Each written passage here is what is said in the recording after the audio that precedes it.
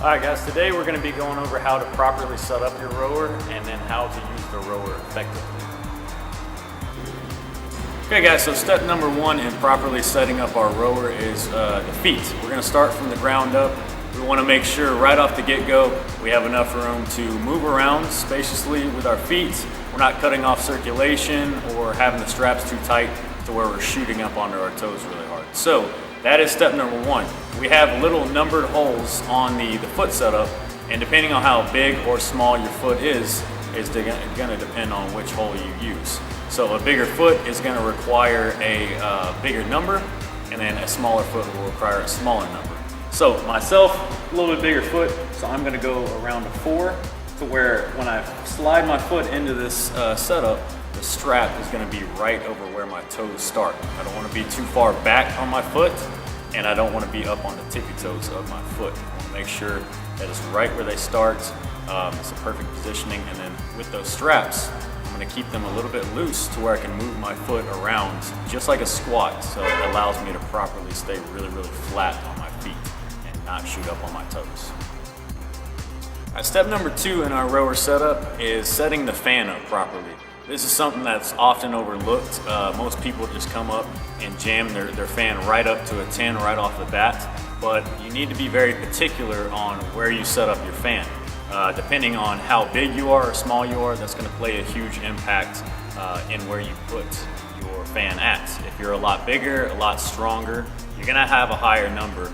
If you're a little bit on the smaller side, a little bit weaker rower, you're going to be on the little bit lower side, but not below a 5. Okay, so at most you're going to go, bigger person is a 9 or a 10, and 10 is really pushing it. You want to keep that for shorter rows, fast bursts. Definitely not keeping that on a longer row. You want to be around an 8 or a 9. And on the shorter side, the little bit weaker rower, you're going to be around a 5 or a 6 for longer rows, and maybe trying to bump up to about a 7 for the shorter rows. Alright, step number 3 in setting up our rower properly, the final step before we actually get rowing, is making sure that we grab the handle in the right place. You see too many people go in really tight with their hands and kind of like a T-Rex position. They're using a lot of forearm, a lot of bicep, not getting the best pull they can. I want to go in a wide position on that handle, almost to the full outside of it, and to get the full range of use out of my back, so I can use that bigger muscle group, get a lot stronger pull, and I can also keep my posture up a lot better. Okie dokie, now we actually get the row. Our rower is set up properly, we know where we're supposed to be at, so this gets into step 1 of how to row properly after it's already set up. Number 1 being, just like a lot of other exercises in CrossFit, I want to make sure that I'm keeping very good posture, keeping my abs embraced, and I'm not hunching over as I'm rowing and using a lot of back. If I keep really good upright posture and never lose it, I can use my legs a lot better when I'm going down a position with my legs. Step number 2, now that I've gotten my posture up nice and tight, my abs are embraced, I have a really good strong upper body, I can go down in a position with my legs staying nice and flat on my feet, and that'll allow me to come back as strong as possible with my legs, getting a really good strong push before I use my upper body. So the biggest thing is I don't want to shoot up on my toes. That's going to cause shin splints, that's going to cause a weaker push for my legs, and just nothing good can happen from that position.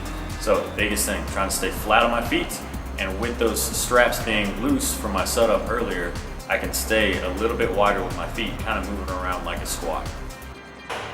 Okay, our final step in the row, step number 3, is finishing off our pull. After we got that strong push with our legs, we need to finish it off properly with our arms with a good strong pull into our stomach.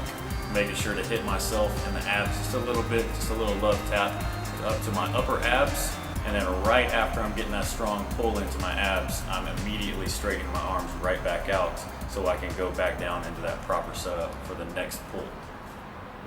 This has been Inside the Box with Coach Charlotte. Hope you guys enjoyed the video. Make sure you share it, and then you go on Facebook, Twitter, Instagram, all those good things. You go to our website, follow us on everything possible, and you keep up to date with our videos.